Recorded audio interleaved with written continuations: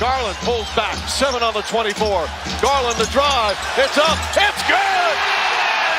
Timeout, OKC, it's a 7-point lead. Last night's matchup between the Cleveland Cavaliers and the Oklahoma City Thunder saw the two top teams in the league go head-to-head in a matchup that many fans are claiming to be the best game of the year. In a game that was tightly contested until the very end, Cleveland was able to walk away with the victory 129-122. With victories over all of the top teams this year, including the previously mentioned Thunder, as well as the Celtics, Mavericks, Nuggets, Bucks, Warriors, Lakers, the list goes on and on. Despite this, many fans still think that the Cavs are a regular season team, and once they get to the playoffs, they will burn out and be another disappointing season for the Cavaliers. I'm on the other side of the fence, and I believe that the Cavs will get back to the promised land this year, and Donovan Mitchell will be the one to lead them there. First, we have to discuss their 4 losses this season, because 2 of which came versus the Hawks, which fans love to bring up as the reason they will not win the championship.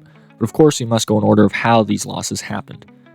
Their first loss of the season was to the Boston Celtics. The final score was 120-117, a close victory for the Celtics.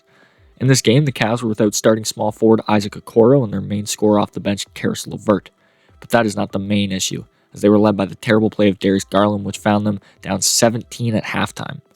While the Cavs battled back and brought the game within 3, they were unable to pull away with the win, most in part to the previously mentioned performance by Darius Garland, which was god-awful. He shot 3 for 21 from the field and finished with a whopping 8 points. On the flip side, the Celtics were lights out, shooting 22 for 41 from deep, including 6 threes from Jason Tatum to go with his incredible stat sheet stuffing performance of 33 points, 12 rebounds, and 7 assists.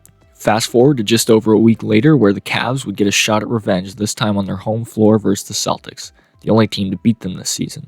In this game, the Cavs were at full strength, whereas the Celtics were missing all-star Jaylen Brown. In this game, the Cavs will be victorious 115-111. Overall, this season, the Cavs are 1-1 with the Celtics, as their next game is slated for February 2nd. Their next 2 losses came against the Atlanta Hawks, who were led by Trae Young. Both of these losses were double-digit losses, in which the Hawks shot well over 40% from 3, as well as having a 20-point and 20-assist game from Trae Young. These losses happen, especially against inconsistent teams like the Hawks, where they have some games where they look like championship contenders and other games where they look like bottom-of-the-conference dog-shit lottery teams. Their 4th and final loss of the season thus far came against the Miami Heat. The Cavs lost this one 122-113 in another game where the opposing team shot the lights out, as the Heat shot 43% from 3. Overall, we can look at all 4 of these losses and determine that they all have the same common denominator. That is, when the opposing team shoots the lights out, they're an unbeatable team. And that's just the way it goes in the NBA, where a bad team beats a great team purely off of just shooting the lights out. Come playoff time, it's not about your regular season success or your wins or your losses. It's about your coaching staff and who you have on your team and how you've built your team. I believe that the Cleveland Cavaliers have done an incredible job of this. After they fired J.B. Bickerstaff, they hired one of the best assistant coaches in the league in Kenny Atkinson. This has proved to have been a great hire, as the Cavs are off to an incredible start this season. To add to the great coaching staff, I believe that the Cavaliers have one of the best built lineups in the NBA. Not just their starting lineup, but their bench as well. 1 through 5, they have great players who can play their role as well as be a star in any needed time.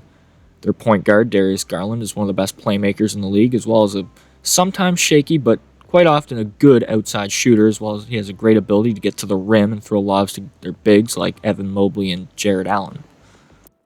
To go with this, Darius Garland, who was considered to be one of the worst players coming into the league with terrible shooting percentages, is nearly joined the 50-40-90 club this season. And of course, his partner in the backcourt is all-star Donovan Mitchell, who has consistently been one of the best scorers in the NBA since he entered the league.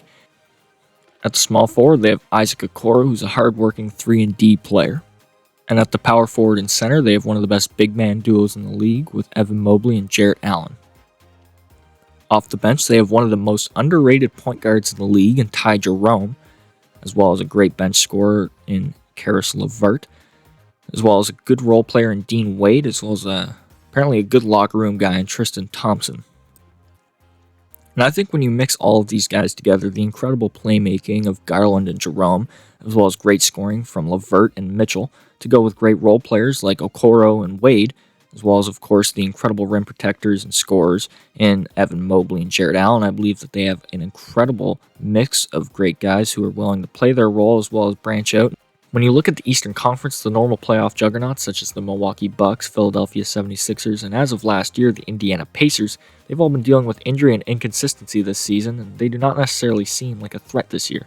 Mix that in with the constant flow of injuries to the Boston Celtics and the New York Knicks, the Eastern Conference is wide open for the taking, and I believe that the Cleveland Cavaliers have all the right tools and skills to make a run to the NBA Finals. And of course, they have proven they have the skill to defeat all of the major Western Conference juggernauts, so I really see nothing holding back the Cleveland Cavaliers from winning a championship this season. Well, that's my opinion. I'd like to hear yours. Leave your comments down below on who you think will be the NBA champion this year. Make sure to leave a like, leave your thoughts down below, and if you enjoy all things NBA, make sure you subscribe as well because there will be more incredible videos like this on the way soon.